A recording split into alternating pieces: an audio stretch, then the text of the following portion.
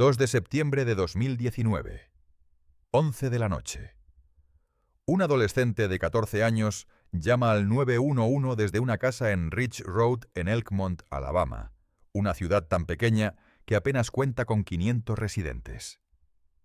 Su voz suena temblorosa, alterada, mientras le dice al despachador que escuchó disparos en su casa, que estaba en el sótano jugando videojuegos cuando comenzó el caos, que corrió afuera y vio un vehículo alejándose. Los primeros en responder, miembros del Departamento de Bomberos Voluntarios local, llegan a la escena en minutos. Lo que encuentran dentro de esa casa cambiará para siempre este pueblo tranquilo del norte de Alabama. 5 cuerpos, 2 adultos y 3 niños pequeños, uno de ellos un bebé de solo 6 meses de edad. Todos asesinados mientras dormían, todos con disparos en la cabeza. La escena es tan horrible, tan brutal en su eficiencia metódica, que los primeros en responder dirían más tarde que jamás podrían sacar esas imágenes de sus mentes. Y el adolescente que hizo la llamada, el único sobreviviente de la familia, pronto confesaría algo que destrozaría cualquier noción de inocencia infantil. Él había sido quien los mató a todos. Esta es la historia de Mason Wayne Sisk, un niño de 14 años sin antecedentes penales, un estudiante aparentemente normal que en una sola noche exterminó a toda su familia, incluyendo a un bebé indefenso en su cuna. Esta es la historia de una masacre familiar que dejó a una comunidad destrozada y planteó preguntas inquietantes sobre qué transforma a un niño en un asesino múltiple despiadado. Esta es la historia del mal en su forma más impensable. La ciudad y la familia. Elkmont, Alabama, es el tipo de lugar donde todos se conocen por sus nombres. Con una población de poco más de 500 personas, este pueblo en el condado de Limestone está ubicado en el extremo noroeste de Alabama, a solo unos kilómetros de la frontera con Tennessee y aproximadamente a 30 minutos al noroeste de Huntsville, la 4ª ciudad más grande de Alabama. Elkmont es el tipo de comunidad rural estadounidense donde las puertas rara vez se cierran con llave, donde los niños juegan afuera hasta que oscurece sin que sus padres se preocupen, donde el evento más emocionante del año es el juego de fútbol americano de la escuela secundaria local.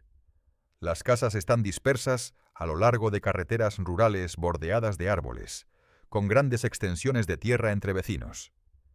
Ridge Road, donde vivía la familia Sisk, es una de esas carreteras tranquilas y arboladas que serpentean a través del campo de Alabama.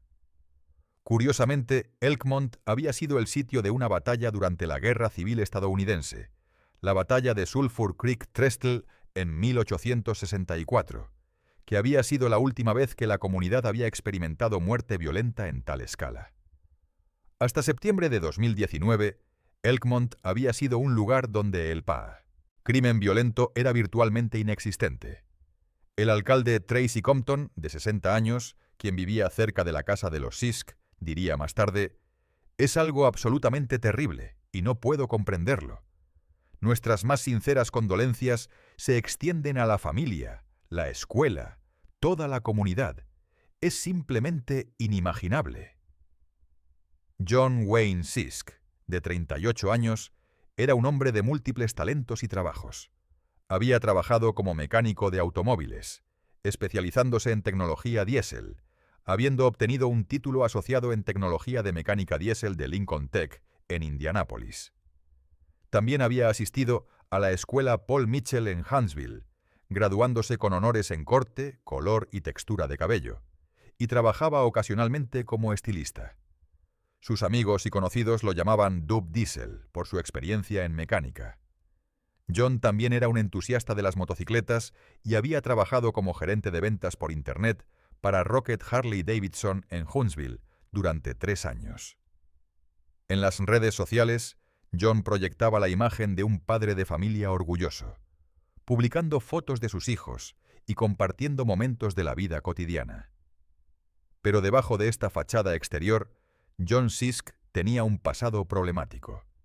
Tenía antecedentes penales que se remontaban a 1999 en Indiana, cuando se había declarado culpable de conducta sexual inapropiada, un delito grave de clase C, y había cumplido 180 días en la cárcel del condado de Morgan, en Indiana. Este delito grave significaba que legalmente no podía poseer armas de fuego, un detalle que se volvería críticamente importante más tarde. En 2019, John había sido arrestado nuevamente por cargos de robo con allanamiento con armas, y estaba en libertad bajo fianza de $15,000, esperando juicio en el momento de su muerte. Los que conocían a John describían a alguien que podía ser difícil de tratar, que luchaba con el alcoholismo, y que a veces actuaba de manera inapropiada. Sin embargo, también se reconocía que John amaba a sus hijos a su manera, y había trabajado duro en múltiples empleos para mantener a su familia. Mary Prater Sisk, de 35 años, era en muchos sentidos el ancla estable de la familia. Era maestra de educación especial que había trabajado en el campo durante más de 10 años, dedicándose a ayudar a estudiantes con diversas necesidades. Mary provenía de Nueva Orleans originalmente, pero su familia había perdido su hogar durante el huracán Katrina y se había mudado a Indiana, donde conoció a John Sisk a través de un amigo. Cuando Mary decidió mudarse a Alabama para una oportunidad laboral, John la siguió y se casaron en 2010. Para el otoño de 2019, Mary había estado trabajando en una escuela de la ciudad de Huntsville durante aproximadamente un mes, enseñando en el 7º grado en el Departamento de Educación Especial. Colegas y amigos la describían como una maestra dedicada y compasiva que se preocupaba profundamente por sus estudiantes. Mary estaba planeando obtener un doctorado en educación, demostrando su compromiso con su profesión y su impulso por mejorar continuamente. La madre de Mary, Denise Prater, describía a su hija como una madre amorosa y dedicada, que proporcionó estabilidad no solo a sus propios hijos biológicos, sino también a Mason, el hijo de John de una relación anterior. Mary había adoptado oficialmente a Mason el 21 de diciembre de 2018, menos de un año antes de los asesinatos. Denise Prater insistiría más tarde en que Mary nunca fue su madrastra. Siempre fue su hijo, siempre mi nieto. Nunca dijimos paso. Mary fue lo mejor que le sucedió. Él amaba estar en nuestra familia. Siempre fue nuestro. Los 3 hijos biológicos de John y Mary eran Kane, de 6 años, Aurora, también conocida como Rory, de 4 años, y Colson, de solo 6 meses. Kane era un niño pequeño, de primer grado, lleno de energía y curiosidad. Aurora era una niña preescolar con una personalidad vibrante que iluminaba cualquier habitación en la que entraba. Y Colson era apenas un bebé, todavía despertándose por las noches para alimentarse, todavía en esa etapa de desarrollo donde cada día traía nuevas sonrisas y descubrimientos. Los 3 niños representaban el futuro de la familia Sisk, vidas apenas comenzando, llenas de potencial y promesa ilimitados. El hijo mayor. Mason Wayne Sisk había nacido en 2005. Su madre biológica había luchado con adicciones severas a las drogas y al alcohol. Los documentos judiciales de 2010 mostraban que John Sisk había solicitado la custodia completa de Mason, quien en ese momento tenía aproximadamente 5 años, argumentando que la madre de Mason no había visto a su hijo desde 2008 y que la policía había devuelto al niño a John en 3 ocasiones separadas debido a la condición de la madre. John alegó que era el cuidador principal de Mason y que la madre del niño era incapaz de cuidarlo adecuadamente. La madre biológica de Mason murió en Indiana en 2011, cuando Mason tenía 6 años. A John se le otorgó la custodia de emergencia el mismo día que ella murió. La naturaleza exacta de su muerte no se divulgó públicamente, pero dadas sus luchas documentadas con las drogas, es probable que haya sido una muerte relacionada con sustancias. Esto significaba que Mary Prater Sisk era la única figura materna que Mason realmente había conocido desde los 6 años. Ella había entrado en su vida cuando él era pequeño, lo había criado junto a sus propios hijos, y lo había amado como propio durante casi una década antes de adoptarlo oficialmente. Según todos los relatos de familiares y amigos, Mason y Mary tenían una buena relación. Mason ayudaba a cuidar a sus hermanos menores, jugaba con ellos, les leía cuentos, tenía amigos en la escuela, Tenía una novia, participaba en actividades normales de adolescentes. No era un solitario o un paria social. En la superficie era un niño de 14 años completamente ordinario. Pero debajo de esta superficie de normalidad, algo estaba profundamente mal con Mason Sisk. Y en los meses previos a la masacre, comenzaron a aparecer señales preocupantes de que este adolescente aparentemente normal era capaz de una violencia inquietante. La prima de Mason, Daisy McCarthy, revelaría más tarde que Mason había estado exhibiendo comportamientos perturbadores en el año anterior a los asesinatos. Había vandalizado su escuela, irrumpiendo en el edificio para causar daños. Y en un acto de crueldad que solo puede describirse como sádico, había estado quemando animales vivos. Este tipo de crueldad hacia los animales es reconocido por psicólogos y criminólogos como una de las señales de advertencia más serias de futuros comportamientos violentos hacia los humanos. Alguien capaz de causar sufrimiento deliberado a criaturas indefensas está demostrando una falta fundamental de empatía que a menudo precede a la violencia más grave. Los documentos judiciales que surgieron más tarde revelarían detalles aún más perturbadores sobre el comportamiento de Mason en los meses previos a los asesinatos. Los fiscales alegaban que Mason había intentado envenenar a Mary poniendo mantequilla de maní en su café, a pesar de saber que ella tenía una alergia severa al maní. Este no fue un error inocente o una broma juvenil. Fue un intento deliberado y premeditado de dañar o potencialmente matar a la mujer que lo había criado. Los documentos judiciales también alegaban que Mason había amenazado a su padre y madrastra, que había sido agresivo con sus hermanos en casa, y que tenía problemas de control de ira, particularmente con su hermano Kane. También se alegó que Mason había robado 2 anillos de su madrastra y se los había dado a otra persona, y que había robado un arma de la casa de su abuela. Estos comportamientos pintaban el retrato de un adolescente que estaba escalando en su violencia y falta de respeto por las reglas y la propiedad.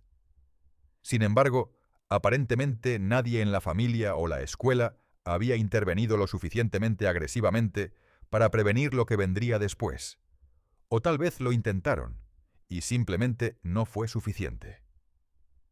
Criar a un adolescente con tendencias violentas es extraordinariamente difícil, especialmente para una familia que puede no haber tenido los recursos o el conocimiento para buscar intervención psicológica profesional intensiva. Según la prima Daisy McCarthy, el evento precipitante que pudo haber desencadenado los asesinatos fue que Mason recientemente había descubierto que Mary no era su madre biológica. Esto no tiene mucho sentido en la superficie, dado que Mary lo había adoptado oficialmente, y que Mason seguramente habría sabido desde muy joven que ella era su madrastra, antes de convertirse en su madre adoptiva. Pero tal vez había detalles sobre las circunstancias de la muerte de su madre biológica o sobre su relación con ella que le habían sido ocultados hasta poco antes de los asesinatos. O tal vez el simple hecho de confrontar formalmente la realidad de que su madre biológica lo había abandonado y murió debido a su adicción fue psicológicamente devastador de formas que no podemos entender completamente. Independientemente de la causa precipitante específica, lo que es indiscutible es que el 2 de septiembre de 2019, Mason Wayne Sisk tomó una decisión que destruiría su propia vida junto con las vidas de 5 miembros de su familia. La noche del 2 de septiembre. La noche del lunes, 2 de septiembre de 2019, era cálida y tranquila en Elkmont, Alabama. Era el fin de semana del Día del Trabajo, un momento tradicionalmente dedicado a las últimas celebraciones del verano antes de que la escuela comience en serio y el clima comience a enfriarse hacia el otoño. La familia Sisk había pasado el fin de semana previo en Florida visitando amigos de la familia. Un viaje agradable que había incluido tiempo en la playa y comidas compartidas. Habían regresado a Alabama solo días antes de los asesinatos. En la superficie, todo en la familia Sisk parecía normal esa noche. John y Mary se preparaban para dormir después de un largo día.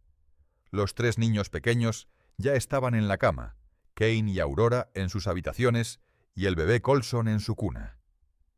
Mason estaba en el sótano, donde pasaba gran parte de su tiempo. El sótano era esencialmente su dominio personal, donde jugaba videojuegos, navegaba por Internet y generalmente hacía lo que hacen los adolescentes de 14 años cuando quieren privacidad de sus padres y hermanos menores. Pero esa noche, Mason no estaba simplemente jugando Call of Duty o enviando mensajes de texto a amigos. Estaba preparándose para cometer un asesinato múltiple. En algún momento durante la noche, Mason subió del sótano llevando una pistola de 9 milímetros. Esta arma no debería haber estado en la casa en absoluto. John Sisk, como convicto por delito grave, legalmente no podía poseer armas de fuego. Sin embargo, había múltiples armas en la residencia de los Sisk, algo que la madre de Mary, Denise Prater, había criticado años antes. Denise recordaba haber reprendido a John por caminar por la casa con una pistola enfundada en presencia de niños pequeños. No creía que debería estar caminando con un arma frente a niños pequeños, diría más tarde. Él dijo que lo haría porque podía y que no estaba violando la ley. Y no estaba violando la ley, pero miren lo que pasó. Todas esas armas en la casa. Mason conocía dónde estaban las armas. Había manejado armas antes. Tenía una réplica de pistola de aire comprimido que era casi idéntica en operación a la pistola de 9 milímetros que usaría esa noche. Y había pasado innumerables horas jugando videojuegos de disparos en primera persona como Call of Duty, familiarizándose virtualmente con cómo apuntar y disparar armas. Más tarde, durante el juicio, un experto en armas de fuego testificaría que si alguien podía operar la pistola de aire comprimido de Mason, podría operar la pistola de 9 milímetros real. Lo que sucedió después solo puede reconstruirse parcialmente a partir de la evidencia forense y la eventual confesión de Mason. Lo que se sabe con certeza es que Mason Sisk, metódica y deliberadamente, fue de habitación en habitación, disparando a cada miembro de su familia mientras dormían. Comenzó con su padre, John Sisk, disparándole en la cabeza mientras yacía en la cama. Luego disparó a Mary, su madrastra y madre adoptiva, también en la cabeza mientras dormía. Después se dirigió a las habitaciones de sus hermanos. Disparó al niño de 6 años, Kane, en la cabeza. Disparó a la niña de 4 años, Aurora, en la cabeza. Y finalmente, en un acto de depravación que desafía toda comprensión, fue a la cuna donde el bebé Colson, de 6 meses, dormía, y le disparó 2 veces en la cabeza. Cada víctima murió por heridas de bala en la cabeza. La autopsia más tarde confirmaría que todos habían sido disparados mientras estaban acostados en sus camas, completamente indefensos, la mayoría probablemente sin siquiera despertar antes de ser asesinados. Este no fue un crimen de pasión o una explosión violenta repentina. Fue una ejecución metódica de toda una familia, llevada a cabo con una eficiencia fría que sugería premeditación y una ausencia completa de empatía o remordimiento. Después de asesinar a sus 5 miembros de la familia, Mason salió de la casa y arrojó el arma homicida al costado de una carretera cercana. Luego regresó a la casa y llamó al 911. Eran aproximadamente las 11 de la noche cuando se realizó la llamada. Mason le dijo al despachador que había estado en el sótano jugando videojuegos cuando escuchó disparos arriba. Afirmó que había corrido escaleras arriba, pero luego había salido corriendo de la casa y había visto un vehículo desconocido, alejándose de la propiedad. Su historia implicaba que un intruso desconocido había entrado a la casa y había matado a toda su familia mientras él estaba en el sótano, inconsciente de lo que estaba sucediendo hasta que fue demasiado tarde. La investigación. Los primeros en responder llegaron a la casa de los Sisk, en Ridge Road, minutos después de que Mason hiciera la llamada al 911. Los bomberos voluntarios llegaron primero, seguidos rápidamente por los diputados de la oficina del sheriff del condado de Limestone. Mason los encontró afuera en el camino de entrada, actuando como un adolescente traumatizado que acababa de descubrir a su familia asesinada. Pero cuando los oficiales entraron a la casa, lo que encontraron fue una escena de horror sin igual en la historia. Del condado de Limestone. 5 cuerpos, todos con disparos en la cabeza. El bebé había sido disparado 2 veces. Mary Sisk, Aurora y Colson fueron declarados muertos en la escena. John Sisk y Kane todavía mostraban signos de vida débiles y fueron transportados por helicóptero a un hospital en Birmingham, pero ambos murieron por sus heridas poco después de llegar. El forense del condado de Limestone, Mike West, confirmaría más tarde que las 5 víctimas habían muerto por heridas de bala únicas, o en el caso del bebé, múltiples en la cabeza. El modo de muerte fue claramente homicidio. Mientras los investigadores procesaban la escena del crimen, comenzaron a notar inconsistencias en la historia de Mason. Si un intruso había entrado a la casa y había disparado a 5 personas, ¿dónde estaban los casquillos de bala dispersos por diferentes habitaciones? ¿Por qué no había signos de entrada forzada? ¿Cómo podía un tirador haber matado metódicamente a 5 personas en diferentes habitaciones sin que ninguna de ellas se despertara y gritara o intentara escapar? ¿Y por qué Mason, supuestamente en el sótano durante todo el incidente, no había escuchado nada hasta que escuchó disparos? Un relato vago que no especificaba cuántos disparos o desde dónde provenían. Cuando los investigadores comenzaron a presionar a Mason sobre los detalles de su historia, las inconsistencias se volvieron más aparentes. Stephen Young, un portavoz de la oficina del sheriff del condado de Limestone, declararía más tarde que Mason había encontrado a los diputados en el camino de entrada cuando llegaron, y afirmó que había estado en el sótano y escuchó disparos desde arriba. Young dijo, afirmó que corrió arriba y luego salió por la puerta, pero dio poca información más allá de eso. Ciertas discrepancias en su historia llevaron a los diputados a cuestionarlo más y confrontarlo sobre algunas de las cosas que había dicho. Cuando fue confrontado sobre estas inconsistencias, Mason Sisk finalmente se derrumbó y admitió la verdad. Él había sido quien disparó y mató a todas las 5 personas. Había matado a su padre, su madrastra y sus 3 hermanos pequeños. Cuando se le preguntó por qué, Mason dio una respuesta que era a la vez reveladora y profundamente inadecuada, dada la enormidad de sus crímenes. Sí, discuten mucho y me harté de eso, y los niños estaban pasando por mucho. Este comentario, capturado en video durante el interrogatorio, sugería que Mason veía los asesinatos como una solución a los conflictos familiares, como si eliminar a toda su familia fuera una respuesta razonable a tener padres que discutían. Después de confesar, Mason llevó a los investigadores al lugar donde había arrojado el arma homicida al costado de una carretera cercana. Los investigadores recuperaron la pistola Smith & Wesson de 9 milímetros, que todavía tenía una bala sin disparar en la recámara y un cargador vacío. El análisis balístico confirmaría más tarde que esta era el arma usada para matar a los 5 miembros de la familia. Mason Wayne Sisk fue arrestado en las primeras horas de la mañana del martes 3 de septiembre de 2019. Inicialmente fue acusado como menor con 5 cargos de asesinato juvenil. Sin embargo, dada la gravedad de los crímenes, los fiscales eventualmente optarían por acusar a Mason como adulto con múltiples cargos de asesinato capital.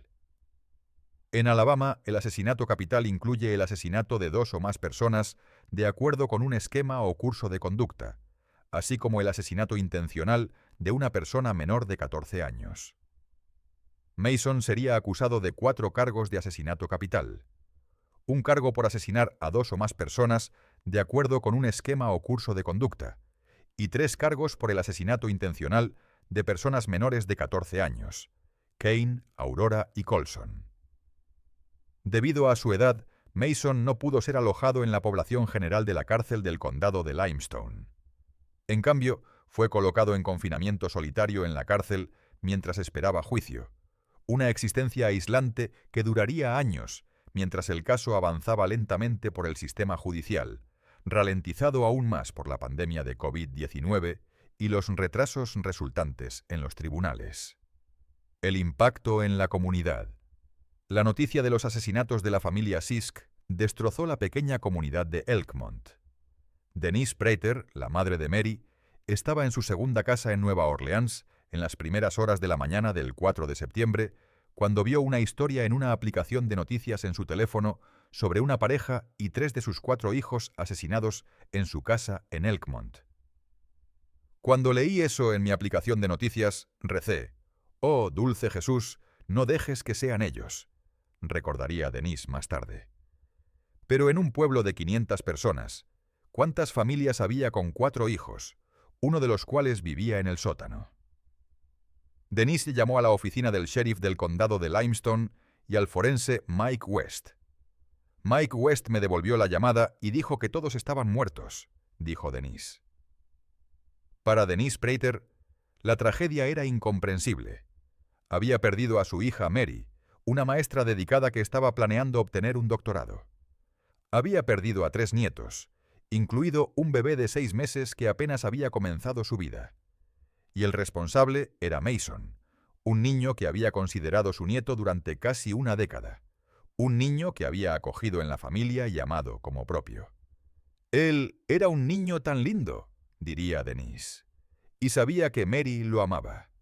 Incluso después de los asesinatos, después de enterarse de que Mason había metódicamente asesinado a 5 miembros de su familia, Denise Prater diría: «Él sigue siendo nuestro, siempre será nuestro». Esta capacidad de mantener el amor por Mason, incluso después de sus crímenes atroces, habla de la complejidad de las relaciones familiares y cuán difícil es simplemente apagar el amor por un niño que has criado, sin importar lo que haya hecho. El alcalde de Elkmont, Tracy Compton, quien vivía cerca de la casa de los Sisk, llamó a los asesinatos sin duda el crimen más trágico que la comunidad de Elkmont ha sufrido en mi vida, con una pérdida de vida sin sentido. Dijo que los pensamientos y oraciones de la comunidad de Elkmont están con todos los que han sido y continúan siendo afectados por este caso, incluyendo a Mason. Queremos orar por su sanación también. Compton notó que todos los que intentaron ayudar en la casa esa noche en 2019 dijeron que nunca lo sacarían de sus mentes. Para los maestros y estudiantes en las escuelas donde Mary enseñaba y donde los niños Sisk asistían, la pérdida fue devastadora. Consejeros fueron puestos a disposición para ayudar a estudiantes y personal a procesar el trauma. La escuela Paul Mitchell en Huntsville, donde John había estudiado cosmetología, pagó tributo en Facebook. Estamos profundamente entristecidos por la pérdida de uno de nuestros alumnos de Paul Mitchell, John Sisk. Nuestros pensamientos y oraciones están con sus amigos y familia durante este tiempo. El largo camino al juicio. El camino de la detención de Mason al juicio sería extraordinariamente largo. Inicialmente, su juicio estaba programado para noviembre de 2021, pero fue retrasado múltiples veces por varias razones. En septiembre de 2022, casi 3 años después de los asesinatos, el primer juicio de Mason finalmente comenzó. Sin embargo, ese juicio terminó en un juicio nulo cuando los fiscales informaron a la corte que los expertos informáticos del FBI finalmente habían desbloqueado el teléfono celular de Mary Sisk, revelando nueva evidencia que necesitaba ser examinada. El juez determinó que tanto los fiscales como los abogados defensores necesitaban tiempo para estudiar esta nueva evidencia antes de que el caso pudiera proceder.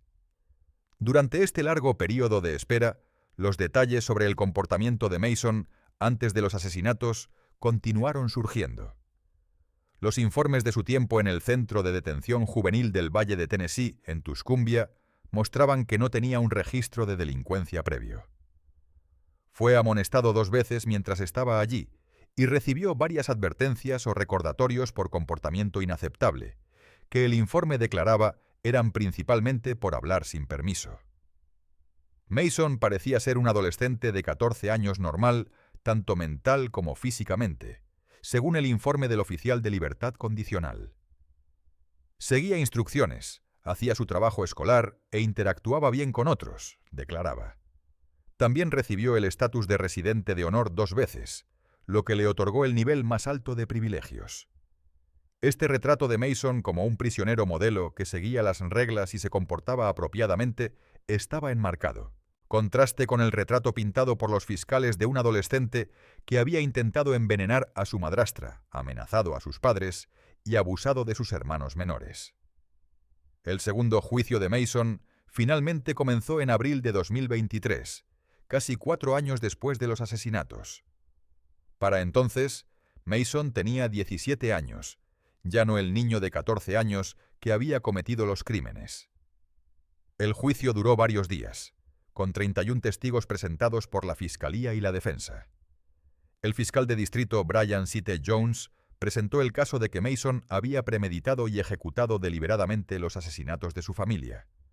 Los fiscales mostraron a los jurados una grabación de video del interrogatorio de Mason donde admitía los asesinatos y decía que estaba harto de todas las peleas. También presentaron evidencia del intento de Mason de envenenar a Mary con mantequilla de maní, sus amenazas a sus padres y su agresión hacia sus hermanos. Durante los argumentos finales, los fiscales mostraron mensajes de texto donde Mason supuestamente se jactaba de usar un arma efectivamente para matar a su familia y que podía ver la vida deslizándose de sus ojos. El equipo de defensa de Mason, liderado por el abogado Shea Golden, argumentó que estos mensajes eran engaños, que Mason estaba tratando de impresionar a amigos con afirmaciones exageradas. La defensa presentó un caso centrado en la edad de Mason, su falta de madurez y el entorno familiar disfuncional en el que había sido criado. Argumentaron que información que creían que era relevante nunca fue realmente permitida ser discutida o considerada por el jurado. Sin embargo, el caso de la Fiscalía era abrumador. Mason había confesado los crímenes. Había llevado a la policía al arma homicida. La evidencia forense era clara, y no había duda de que había matado deliberadamente a 5 personas, incluyendo un bebé indefenso, mientras dormían. El 27 de abril de 2023, después de menos de 2 horas de deliberación, el jurado encontró a Mason Sisk culpable de los 4 cargos de asesinato capital. La sentencia. Después del veredicto de culpabilidad, Mason enfrentó una audiencia de sentencia para determinar si recibiría cadena perpetua sin posibilidad de libertad condicional o cadena perpetua con posibilidad de libertad condicional después de cumplir 30 años. Debido a su edad en el momento de los crímenes, no era elegible para la pena de muerte. La Corte Suprema de Estados Unidos ha dictaminado que las sentencias de cadena perpetua para menores de 18 años son inapropiadas excepto en los casos más raros, y que los jueces deben considerar la culpabilidad disminuida de los niños y su mayor capacidad de cambio. La audiencia de sentencia tuvo lugar el 25 de julio de 2023 y duró aproximadamente 4 horas. Varios miembros de la familia presentaron declaraciones de impacto devastadoras. Douglas Prater, hermano de Mary Sisk, se dirigió directamente a Mason. El 1 de septiembre de 2019, llegué a casa con regalos para todos, incluido tú, Mason. En lugar de ver la felicidad en sus rostros, tuve que poner esos regalos en ataúdes. Prater continuó. Mi familia ha sufrido tanto. No hemos podido descansar durante años debido a lo que hiciste. Fuiste aceptado en nuestra familia, desde que tenías 4 años. Recuerdo llevarte a comprar videojuegos, a la práctica de baloncesto. Estás en nuestras fotos familiares, y eso es todo lo que nos queda para recordar a nuestra familia. Toda una familia se ha perdido. Perdí a mi hermana Mary. Ella te amaba, y la mataste. Prater también reveló que la abuela de Mason, quien siempre había creído en su inocencia, había muerto recientemente. Tu nani, ella te eligió como nieto. Falleció el año pasado, y así tu único partidario se ha ido. Mason tragó con dificultad al escuchar esto. Nani nunca creyó que fuiste tú hasta que la evidencia estuvo frente a su cara, dijo Prater señalando a Mason. ¿Cómo pudo su primer nieto asesinar a su familia? Tuvo un ataque al corazón, y luego murió de paro cardíaco. Katie, la hermana de Mary, también habló, diciendo: Mary estaba a punto de comenzar un doctorado con 4 hijos. La primera vez que conocimos a Colson fue en un ataúd. Agregó: Mason, tu mamá intentó dejar a tu papá tantas veces. Él decía, puedes llevarte al otro, pero no puedes llevarte a Mason. Estas declaraciones pintaban un retrato de una familia destrozada, de vidas arruinadas, de un futuro robado no solo de las víctimas, sino de todos los que las amaban. Y en el centro de toda esta devastación estaba Mason Sisk, quien, según los informes judiciales, no mostró ninguna señal de remordimiento por los asesinatos, quien se negó a hablar en su propio nombre en la corte, y quien no expresó ningún remordimiento por los asesinatos a la policía durante el interrogatorio o a nadie en la sentencia. El 7 de septiembre de 2023, el juez del circuito del condado de Limestone, Chadwick Wise, dictó su sentencia. En una orden de sentencia que leyó en voz alta desde el estrado en una sesión judicial de 25 minutos, el juez Wise encontró que los asesinatos eran espantosos, perturbadores y envueltos en maldad sin paliativos, y justificaban el castigo más severo permitido por la ley. Las circunstancias del caso Sisk son mucho más espantosas que las de otros casos donde los tribunales de apelación han confirmado sentencias de cadena perpetua sin libertad condicional impuestas a otros menores, dijo el juez Wise. Agregó que los hechos de Sisk son raros y significativamente diferentes de otros asesinatos capitales cometidos por menores en el estado de Alabama. El juez notó que las víctimas habían sido asesinadas mientras yacían en la cama, completamente indefensas. Consideró las circunstancias atenuantes, incluida la juventud de Mason, la influencia de sus padres biológicos problemáticos, y el hecho de que John Sisk era alcohólico y a veces abusivo. Pero el juez concluyó que estos factores atenuantes eran superados por la naturaleza atroz de los crímenes y la falta completa de remordimiento de Mason. La conducta de Mason no resultó de inmadurez, conducta impetuosa, o el fracaso de apreciar riesgos y consecuencias, escribió Wise. Mason Wayne Sisk fue sentenciado a cadena perpetua sin posibilidad de libertad condicional en los 4 cargos de asesinato capital, más 10 años concurrentes por manipulación de evidencia. Pasaría el resto de su vida en prisión, nunca sería liberado, nunca experimentaría la vida adulta fuera de los muros de la prisión. Envejecería, se marchitaría, y eventualmente moriría detrás de las rejas por los crímenes que cometió cuando tenía 14 años. El fiscal de distrito Brian C.T. Jones habló con los medios después de la sentencia. He hecho esto durante mucho tiempo, demasiado tiempo. He procesado a muchas personas en mi carrera, y puedo decirles que de todas esas personas, solo 4 o 5 personas me asustan muchísimo, y él está en la cima de mi lista. Mason Sisk es claramente una de las personas más peligrosas que jamás será sentenciada en el condado de Limestone. Con esta sentencia hoy, el juez Wise ha asegurado que Mason Sisk nunca amenazará la seguridad y el bienestar de otro niño. El juez Wise ha removido al monstruo de nuestra sociedad y ha asegurado que nuestros niños y los hijos de nuestros niños estarán a salvo de Mason Sisk. Ahora es tiempo para nosotros de cerrar la puerta a Mason Sisk y olvidarlo. La apelación. Mason no aceptó su destino tranquilamente.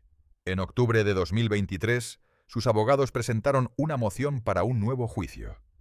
La moción enumeraba múltiples razones, incluyendo cómo se obtuvieron y usaron las declaraciones, cómo se manejó el testimonio de expertos y qué testimonio sobre la familia de Mason fue permitido. En diciembre de 2023, un juez del condado de Limestone desestimó la moción en un documento de 2 párrafos que no ofrecía más explicaciones o detalles. La moción del Estado, objetando la petición de un nuevo juicio, había argumentado que la Corte ya había dictaminado sobre todos los argumentos planteados por los abogados de la defensa. El acusado no cita ningún caso, regla de evidencia o provisión constitucional, y no avanza ningún argumento nuevo sobre por qué la Corte debería revertir sus dictámenes previos, habían escrito los abogados de la Fiscalía. En diciembre de 2023, Sisk presentó una apelación ante la Corte de Apelaciones Criminales del Estado de Alabama. Su apelación fue denegada en un memorándum de 17 páginas por la Corte de Apelaciones del Estado de Alabama en noviembre de 2024. El Tribunal de Apelaciones confirmó la convicción por asesinato de Mason, concluyendo que su juicio había sido justo, que su sentencia era apropiada bajo la ley de Alabama y que sus derechos constitucionales habían sido completamente protegidos durante el proceso. A partir de noviembre de 2024, Mason Wayne Sisk permanece encarcelado en el sistema penitenciario de Alabama donde pasará el resto de su vida. Nunca será elegible para libertad condicional. Nunca caminará como hombre libre de nuevo. Tendrá 19 años en Navidad de 2024. Pasará sus 20, 30, 40, 50 y cada década subsiguiente detrás de las rejas hasta que finalmente muera en prisión como un anciano, habiendo pasado mucho más tiempo en prisión del que pasó como niño libre. Reflexiones finales. El caso de Mason Sisk plantea preguntas profundas e inquietantes sobre la naturaleza del mal, la capacidad de los niños para cometer atrocidades, y cuál es la respuesta apropiada de la sociedad cuando un menor comete crímenes tan horrendos. Por un lado, tenemos a un niño de 14 años, un menor cuyo cerebro todavía estaba en desarrollo, quien creció en un hogar con un padre que tenía antecedentes penales y problemas de alcoholismo, cuya madre biológica murió de problemas relacionados con las drogas cuando él tenía 6 años. Estos factores ciertamente contribuyeron a moldear a Mason de maneras que probablemente nunca comprenderemos completamente. Por otro lado, tenemos 5 víctimas inocentes, incluyendo 3 niños pequeños que nunca tuvieron la oportunidad de crecer, nunca experimentaron la escuela secundaria o el primer amor o cualquiera de los hitos que la mayoría de nosotros damos por sentado. Kane nunca llegó al 2º grado. Aurora nunca fue al jardín de infantes. Colson nunca aprendió a caminar. Y John y Mary, cualesquiera que hayan sido sus defectos como padres, fueron brutalmente asesinados en su propia cama por el niño que habían criado. La pregunta central en el caso de Mason no era si había cometido los crímenes. Eso nunca estuvo en duda. La pregunta era si un niño de 14 años debería ser sentenciado a cadena perpetua sin posibilidad de libertad condicional por crímenes cometidos cuando su cerebro todavía estaba en desarrollo. El juez Wise, después de considerar toda la evidencia y las circunstancias atenuantes, concluyó que este era uno de los casos raros donde tal sentencia era apropiada. La naturaleza metódica de los asesinatos, el hecho de que Mason mató a un bebé de 6 meses, la falta completa de remordimiento, todo apuntaba a alguien que representaba un peligro permanente para la sociedad. Los críticos de sentenciar a menores a cadena perpetua sin libertad condicional argumentan que los niños tienen una mayor capacidad de rehabilitación, que sus cerebros todavía están en desarrollo, y que sentenciar a un niño de 14 años a morir en prisión niega la posibilidad de redención, los defensores de Tent. Tales sentencias en casos extremos argumentan que algunos crímenes son tan atroces, tan calculados y tan carentes de humanidad básica que justifican el castigo más severo disponible, independientemente de la edad del perpetrador. Para la comunidad de Elkmont, el caso de Mason Sisk es un recordatorio de que la tragedia puede golpear en cualquier lugar, incluso en los pueblos pequeños más tranquilos. Es un recordatorio de que las personas que creemos que conocemos pueden albergar oscuridad que nunca imaginamos. Y es un recordatorio de la fragilidad de la vida y cuán rápidamente todo puede ser arrebatado. Para Denise Prater y el resto de la familia extendida de Mary Sisk, el proceso de aprender a vivir con esta pérdida es continuo y permanecerá así por el resto de sus vidas. Perdieron a Mary, una maestra dedicada y madre amorosa. Perdieron a 3 nietos preciosos. Y en cierto sentido, también perdieron a Mason, un niño que habían amado como propio y que ahora pasará su vida en prisión. Él sigue siendo nuestro, siempre será nuestro, había dicho Denise Prater. Incluso después de todo lo que Mason había hecho, ella era capaz de mantener alguna medida de amor por él. Un testimonio de la complejidad del amor familiar y cuán difícil es simplemente apagar los sentimientos por un niño que has criado. Mason Wayne Sisk se convirtió en 18 años el día de Navidad después de su condena. Ahora es legalmente un adulto, aunque uno que nunca conocerá la libertad adulta. Pasará cada día del resto de su vida en prisión, despertando en una celda, comiendo en una cafetería, caminando en un patio rodeado de cercas de alambre de púas y torres de vigilancia. Tendrá décadas para reflexionar sobre lo que hizo esa noche del 2 de septiembre de 2019, para pensar en las 5 vidas que tomó y la vida que destruyó por sí mismo. Si alguna vez desarrollará genuino remordimiento, si alguna vez comprenderá verdaderamente la magnitud de lo que hizo, es algo que solo el tiempo dirá. Lo que es indiscutible es que 5 personas inocentes murieron de la manera más horrible imaginable, asesinadas mientras dormían por alguien en quien confiaban, alguien que se suponía que las amaba. John Wayne Sisk, 38 años. Mary Prater Sisk, 35 años. Kane Sisk, 6 años. Aurora Sisk, 4 años. Colson Sisk, 6 meses. Sus vidas importaron, sus muertes importaron, y sus historias continúan importando, no por cómo murieron sino por quiénes eran y qué representaban. Una familia con todas sus imperfecciones, tratando de construir una vida juntos, cuyo futuro fue robado en una sola noche de violencia inconcebible. El caso de Mason Sisk nos deja sin respuestas fáciles o conclusiones reconfortantes. Nos deja con preguntas inquietantes sobre qué hace que un niño sea capaz de tal violencia, sobre si alguna vez es apropiado sentenciar a un menor a morir en prisión, y sobre cómo una sociedad debe equilibrar la justicia para las víctimas con la esperanza de redención para los jóvenes delincuentes. Es una historia que desafía nuestras suposiciones sobre la inocencia de la juventud y nos obliga a confrontar realidades incómodas sobre la capacidad del mal, incluso en los más jóvenes entre nosotros. Dale like y suscríbete a Crímenes y Castigos para más historias en profundidad de criminales que enfrentaron la justicia en las Cortes de Estados Unidos. Deja un comentario abajo haciéndonos saber desde dónde estás viendo y qué caso te gustaría que cubriéramos a continuación. Tu apoyo nos ayuda a continuar trayendo estas importantes historias a la luz.